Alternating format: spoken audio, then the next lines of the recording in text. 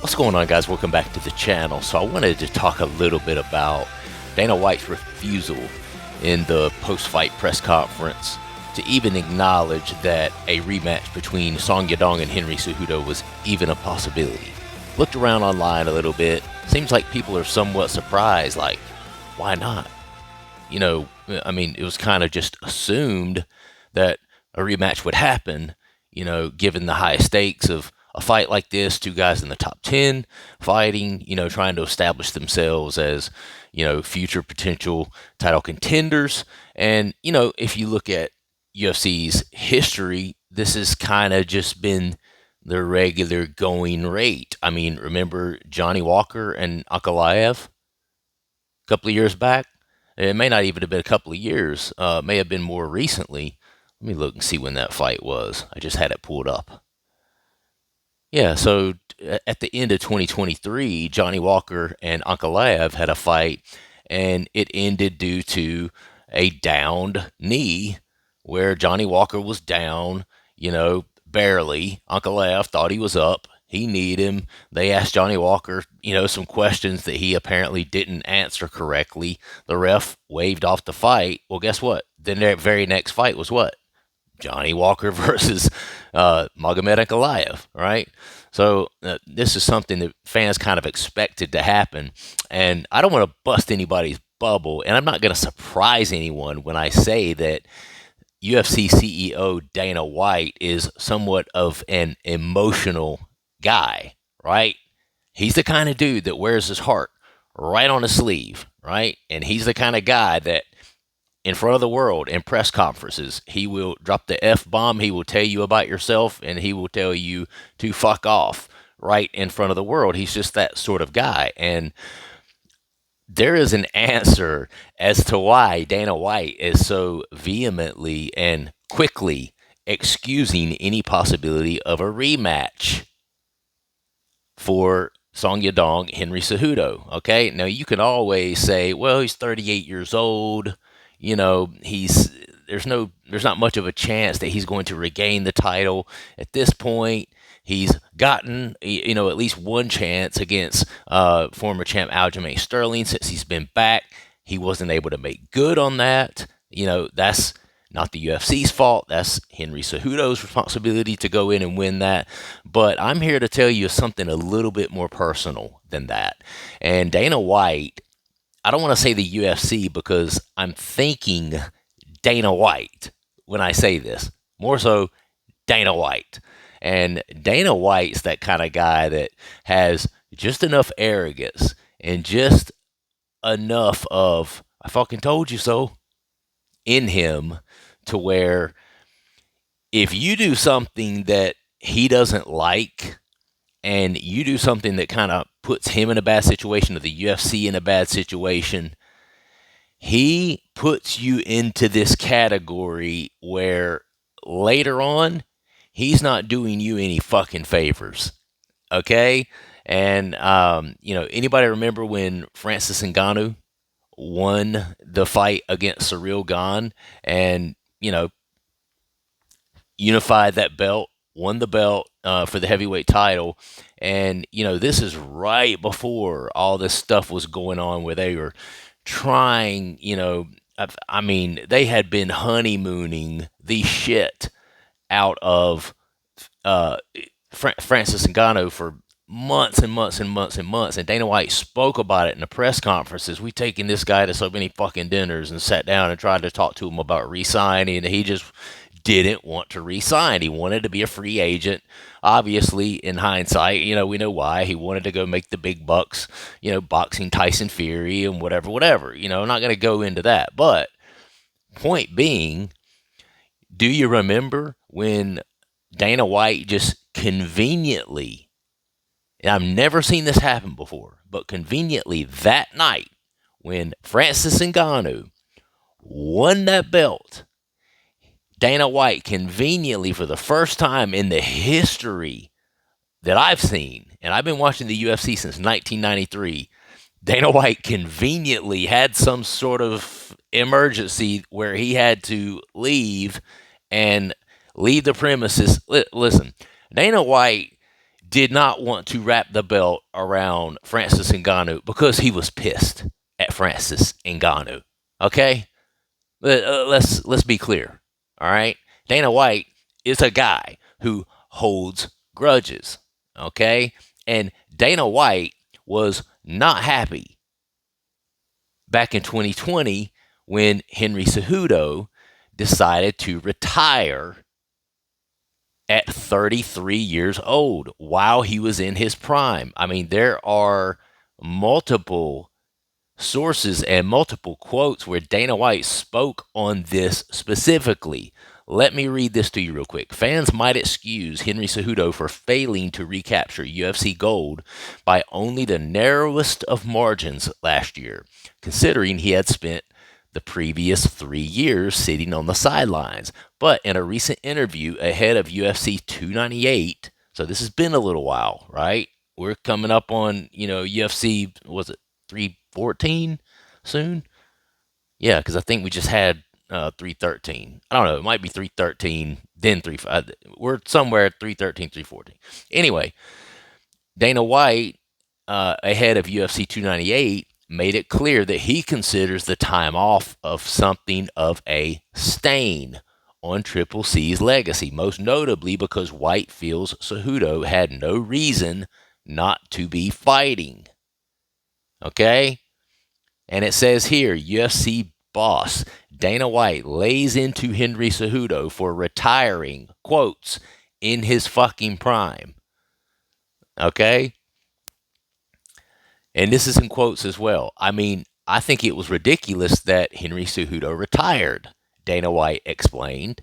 When you retire, you should stay away and never come back. This guy retired when he was in his fucking prime. He looked good. This is a big fight for both of these guys, okay? Merab Dvalishvili. Now, this has to do when, Henry Cejudo fought Merab Dvalishvili recently.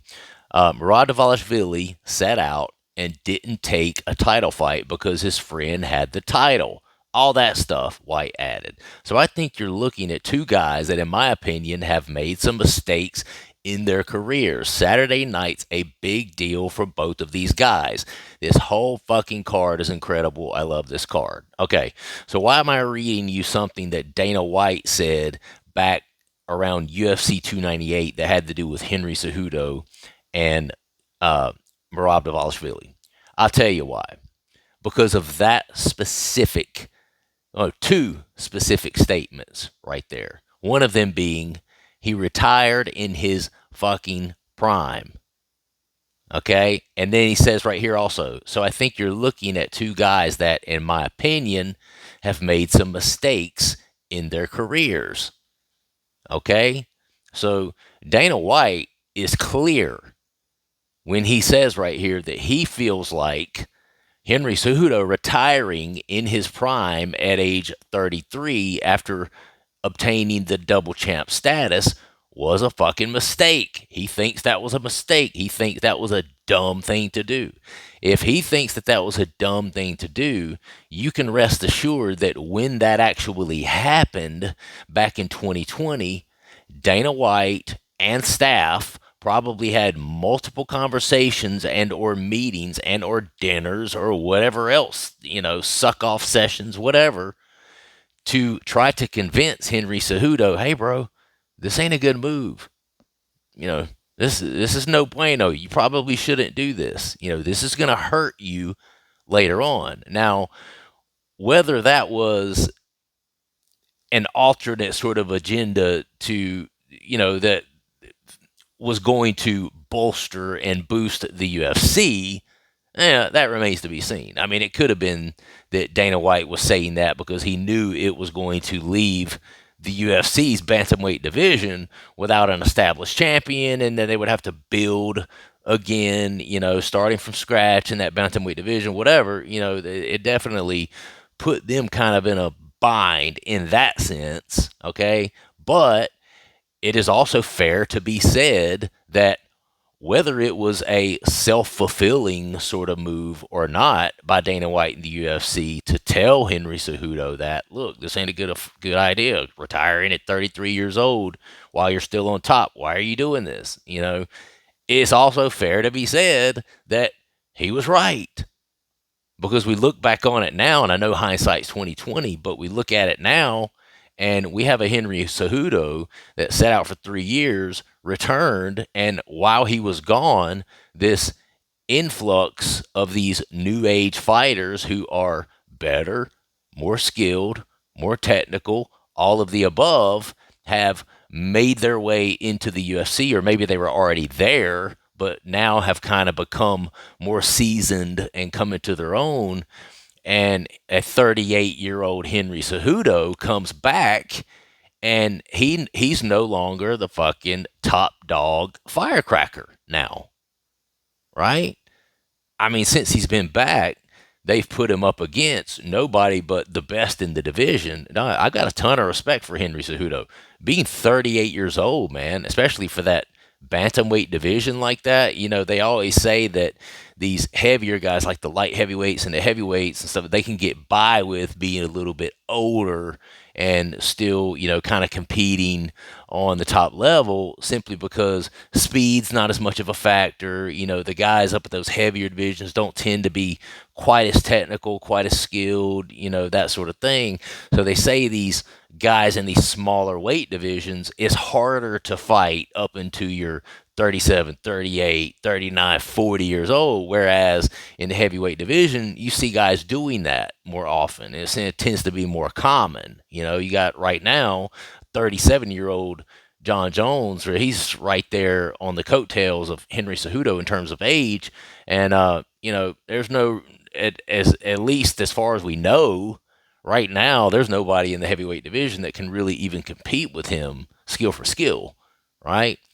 Not so in the bantamweight division. The landscape of the bantamweight division looks quite differently. And now you've got a group of guys, especially when you start getting up in that top 15, especially specifically top 10, you know, Henry Cejudo is still as good as he is. I have a ton of respect for the fact that at 38 years old, he's still able to go in there and get a split decision loss to former champion Aljamain Sterling when he came back out of retirement for 3 years. I mean, that's pretty dope, dude. That's pretty legit that Henry Cejudo was able to do this. Of course, he got manhandled and dog walked and grapple fucked and outpaced and whatever else by Merab Dvalishvili. But who hasn't? So far, there's been nobody in that division that's been able to prevent, at least since he's been on his epic run. And certainly since he's been champ, there's been nobody, including Sean O'Malley, Umar Nurmagomedov, anybody that's been able to keep Merab from doing that to them. So, you can't talk shit about Henry for that. That has nothing to do with him being 38 or anything else. That's Merab, and he's doing that to guys that are not 38. He's doing that to guys that didn't retire and sit out for 3 years. He's doing that to, the current top of the division. He just got through doing that to an undefeated Umar, whose last name is Nurmagomedov. I mean, so fair enough. Henry Cejudo still got it, right? So with that being said, why would we be looking at a situation where in the third round he gets fouled? Not Henry Cejudo's fault, by the way. Okay? Let's be clear on that. He was the one that got fouled. Song Yadong, the one that did the fouling. Okay? So I just want to be clear on that. We can sit and talk and talk and talk, and everybody can say their opinions. And there's people on this side that agree with Dana. There's people on this side that agree with Henry. There's people on this side that think Song Yadong's the devil for double eye poking. Henry Cejudo, and then there's people like, oh, it was an inadvertent. I wish the best for him. We can do all the talking we want to do, but then somebody always steps up to the mic and is like, But you do realize that Henry Cejudo was the one that got fouled, right? It's not his fault that he got double eye poked. Whether you think it was gamesmanship that he set out for the whole 5 minutes, whether you think he could actually see and was just trying to get out with some sort of, DQ where he could go home with his money and then have another date set in stone because Song Yadong was getting the better of him in that fight. Henry was having his moments. Don't get me wrong, he by no means looked bad, but he was losing the fight. Just, if it quacks like a duck, walks like a duck, it's a duck. Let's just say it for what it is. He was losing the fight, right? And you have to think that no matter what he was doing in that moment, whether that was gamesmanship, whether that was a poor decision and just some sort of failed attempt to, you know what, we're losing this one anyway. I'm down 3 rounds.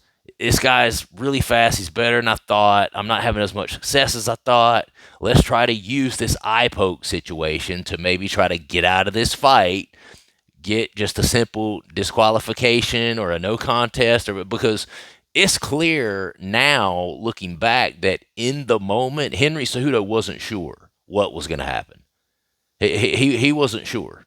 He made the wrong decision in that moment because he or none of his team knew what the rules were, right? And nobody in that moment, in the heat of that moment, was able to flip through the pages of the rule book real quick, and it was not really explained fully. Like, hey, okay, if you finish the rest of this round 3, that means that the majority of these rounds, meaning the majority of this fight, has been completed, which means even if you were fouled, we will be going to the judges' scorecards for a decision, right?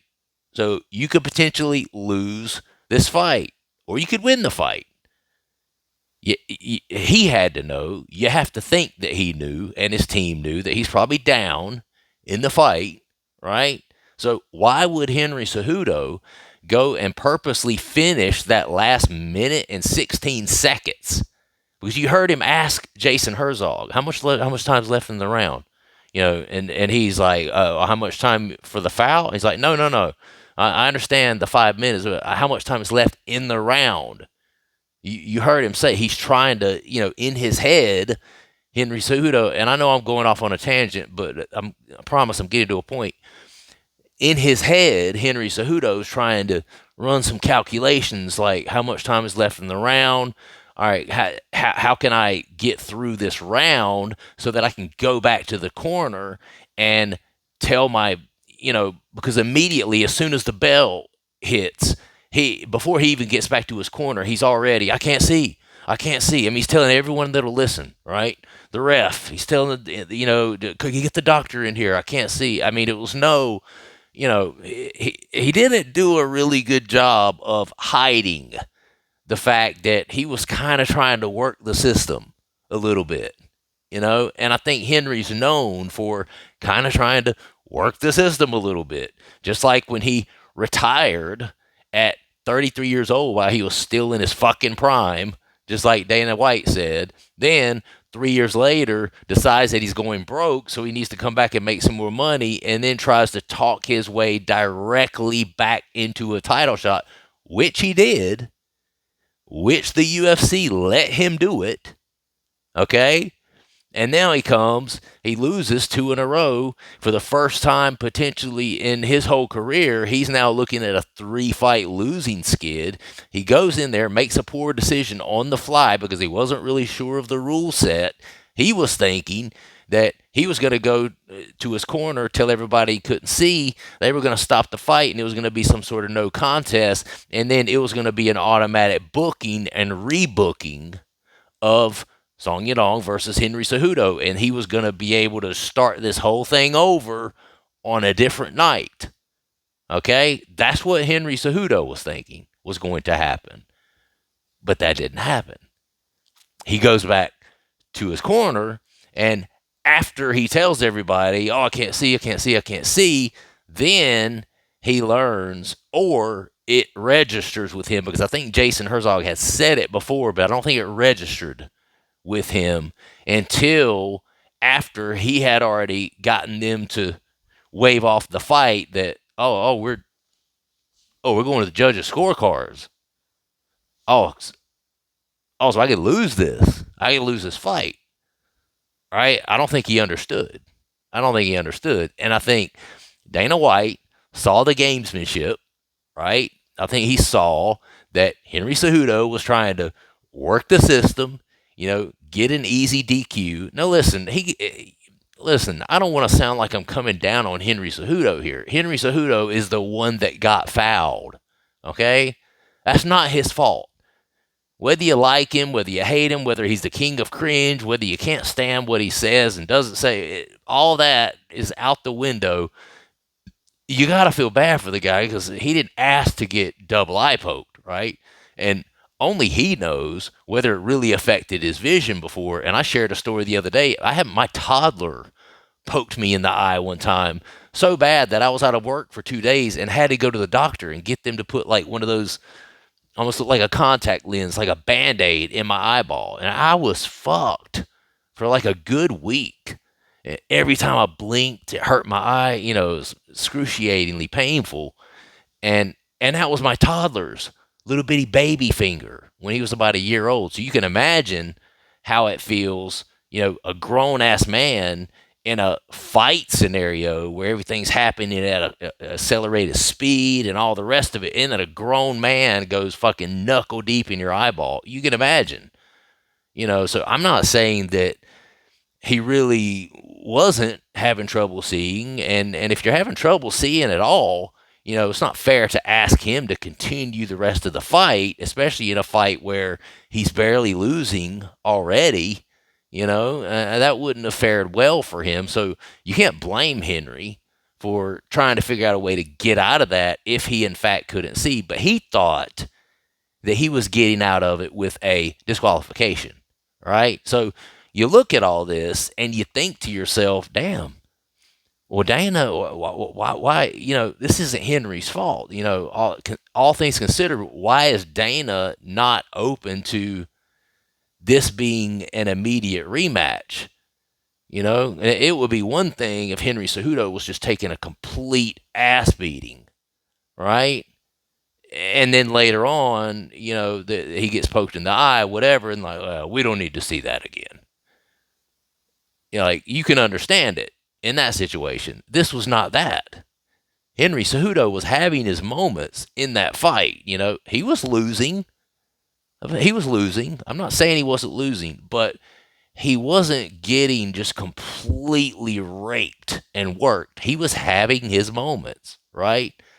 And we've seen other fighters where it was way less even get an immediate rematch when they're fouled. Johnny Walker, Ankalaev, very next fight, rematch between those two. Let's settle this score, right? Leon Edwards, Bilal Muhammad. I mean, if we're talking about a fighter getting, Bilal Muhammad was getting his ass kicked up until the point that Leon Edwards inadvertently eye poked him and they had to stop the fight.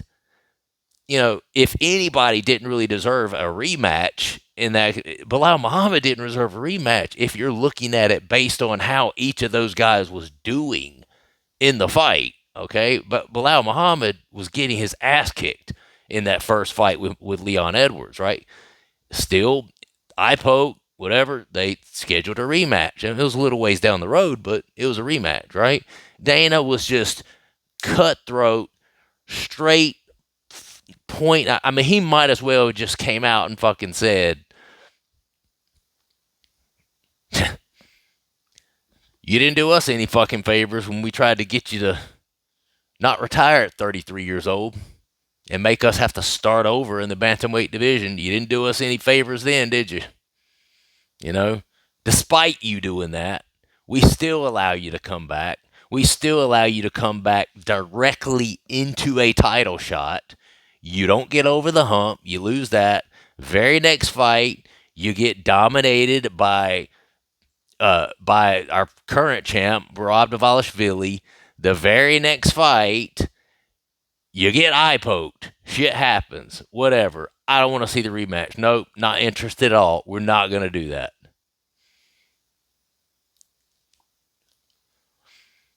Dana White is sour, okay, at Henry Cejudo. Dana White is pissed at Henry Cejudo.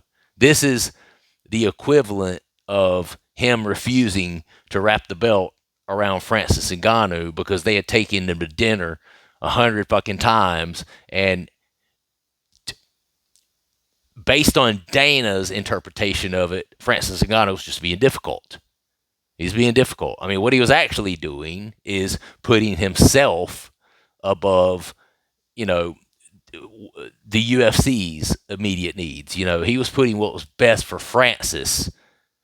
And, you know, I mean, you can argue that as far as his career could have maybe been a little better, a little bit more solid if he'd have stayed in the UFC. But as far as money, you know, I mean, Francis did what was best for him, and he put himself over the UFC. Dana didn't like that. He doesn't like fighters to put themselves and their own needs over what the UFC wants and needs. He doesn't like that. Henry Cejudo did that back in the day. He put himself first. Dana doesn't like that. No, Dana doesn't like that. Dana's still pissed at Henry Cejudo for retiring when he was in his fucking prime. Quotes. Okay? And that's why he was so adamant about, no, we don't need to see this. You know? I mean, he doesn't care either. Dana doesn't care. He doesn't care if people see right through it. I mean, he might as well just came out and said, you know, are we looking at, given the, you know, circumstances, are we looking at potential rematch? I know Song Yadong said he wanted it. Henry Cejudo said he wanted it. You know, no, no, that's not a possibility. We're not doing that. Not interesting at all. Not interested at all in that. Well, why is that, Dana? Because, you know, both of the fighters said they wanted it. Was inadvertent eye poke, blah, blah, blah. You don't want to see who's going to win that because I don't fucking like him. That's why. I mean, he might as well have said that. He literally might as well have said that. He didn't do us any favors. You know, by and large, Henry Cejudo's been a pain in our fucking ass as a company and a pain in my ass personally over the last several years. And, you know, no, no. You fuck us later on when the time comes, we fuck you back. That's exactly what Dana White was saying, what he was thinking. And that's exactly why Dana White is refusing to give a rematch to Henry Cejudo. I wish I had a more integrous, you know, lofty sort of answer for you, but that is literally the reason. That's it. He's still pissed at him. He's still angry with him. He's still upset with him. He's still sore. He's still butthurt about the fact that Henry Cejudo left the UFC and bantamweight division with their pants down when he was a 33-year-old man after winning double champ status, and he thought that, you know, Henry Cejudo mistakenly thought that he was a much bigger star, I think, than he actually was. I think that's what it was. You know, um, he ain't no Conor McGregor. You know, I mean, he didn't have a boxing match against Floyd Mayweather where he made over $100 million and then was able to buy businesses that ended up flourishing, turn around and sell those businesses, and then crank out more millions and more millions and more millions. I think that Henry Cejudo thought the several million that he had was enough to carry him on through the rest of his life. And I think that he thought his name was much bigger. I think he drank his own Kool-Aid. And I think that he thought his name sake was way bigger and way more powerful and had way more monetary value than what it actually did. You know, Henry Cejudo was a great fighter, but when he was fighting, during the time that he was fighting, he was just a great fighter, you know, and he was an Olympic wrestler. All credit to him. The talent is not what we're talking about here. You know, Conor McGregor was never the most talented fighter. You know, he had a certain X factor. He had a certain it factor that just put him on a completely different level as far as stardom. And Henry Cejudo never had that. Okay? And I think there was a time that he drank his own Kool-Aid to the point where he thought he had that a little more than he actually did. I don't think he ever really had that it factor, that X factor, you know, that some of these guys, that Conor McGregor or Sean O'Malley, you know, Sean O'Malley is not as accomplished and you know, double champ status and whatever. You know, he defended his belt, what, twice? You know, may not even been twice. Was it twice? Vera, I think he only defended it once. I could be wrong about that. Let me know in the comments if I'm wrong. I was there when he won the title. My son and I actually drove to Boston. We were there when he beat Aljamain Sterling. But I think after that, he had the immediate rematch against Cheeto, and then after that, I think it was immediately Marab, who he lost to, obviously. Anyway, I could be wrong about that. There could be another one in there that I'm forgetting about, but yeah. So you want to know why Dana White doesn't want that rematch? Because he's still mad at Henry Cejudo. That's why. But it's that simple. Look at that. 20, 30 minutes. 30 minutes. It took me to say, yeah, he just doesn't like him. That's what it is. He's mad at him because he retired in his prime. That's pretty much the extent of it. I hope you guys enjoyed the video. If you would subscribe to the channel, like the video as well, and please do let me know what you guys think about all of this. What's next for Henry? You know, I think maybe if his body could still do it, drop to flyweight. You know, there's some interesting matches down there. I'm sure, you know, based on his name value, the UFC will probably still give him, you know, I don't know if he could get a. I think they're desperate enough to get Pantoja out of there because he's kind of a boring champion. Yeah, I think they literally would probably. Which Pantoja's been getting better. I don't want to talk too much shit.